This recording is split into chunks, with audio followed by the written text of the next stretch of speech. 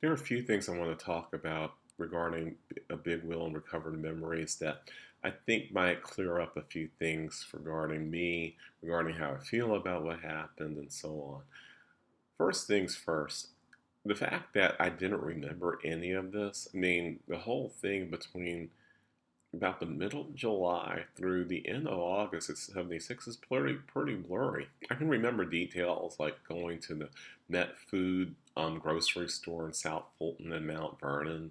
I can remember being stuck on a Metro North train in New Haven because my drunk dad fell asleep and we fell asleep on the train, so we ended up in New Haven during the bicentennial weekend. I remember that. I can remember food we ate: macaroni and cheese dinners and pork chops and cornbread, little things like that. My mom buying a Polaroid camera, taking pictures of herself, what we call selfies now.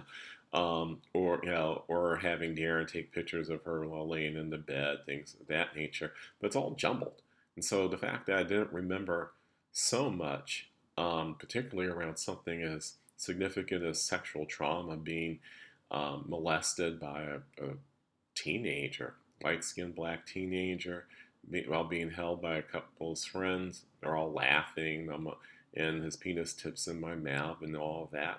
Not remembering that and remembering what followed. The fact that I didn't even remember standing in the middle of the street 3 weeks later waiting for this car to run me over. Um, it wasn't as if I had this literal death wish, like I was saying in my head at 6. I want to get run over by a car and die. But obviously, that was the reaction I had. So actions speak louder than words. And since actions speak louder than words, then I can only guess that I was suicidal because my mom wasn't listening to me, which kind of makes sense. Um, so my whole world kind of crashed for a while after that. I did not do well in school the following year. I'd been an A student in first grade. A's. I got mad when I didn't get an A. That's how I was in first grade. I had friends in first grade. The exact opposite happened in second. I eked out lots of C's. I didn't get along with my teacher, who already didn't like black kids to begin with, and here I am, not knowing what's going on with me, not knowing how to handle anything emotionally, and not wanting and being withdrawn, not playing with kids, not hanging out with people who had been, friends of mine at some point. All of that happened in second grade.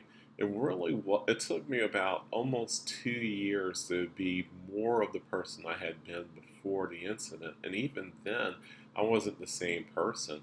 I had become a person who read more, who was more withdrawn, who was more observant, through all of it.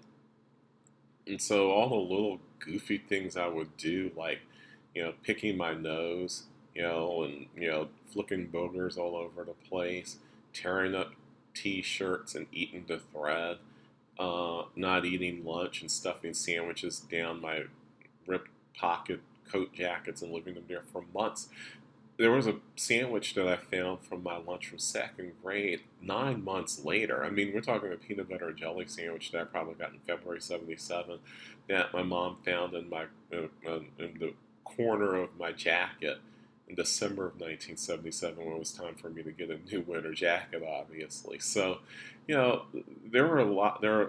I had a lot to deal with, and as a result, I guess my mind decided that I didn't need to remember this for the next 30 and a half years. Even though I obviously had lots of escape dreams, dreams of escaping, fear of falling, all of that, probably connected to all of this. So do I blame my mom? Do I hate my mom? Do I see her as basically perpetuating things? Not really. No one knew how to deal with sexual trauma in the '70s. We barely know how to deal with it now regarding kids, but we definitely didn't know how to deal with it as a society in the '70s. And parents of color, black black parents, black parents in particular, found the subject practically toxic. Like, you were the antichrist if you brought up anything sexual with a kid prior to them actually knocking up their girlfriend or getting knocked up by their boyfriend, right? So that's a little bit of heterosexism there. And certainly in a culture that depends on hypermasculinity in order to affirm, that our lives matter. Quite frankly, um, there's the idea that I could be gay because someone would be attracted to a 6-year-old rather than that being a form of assault and pedophilia.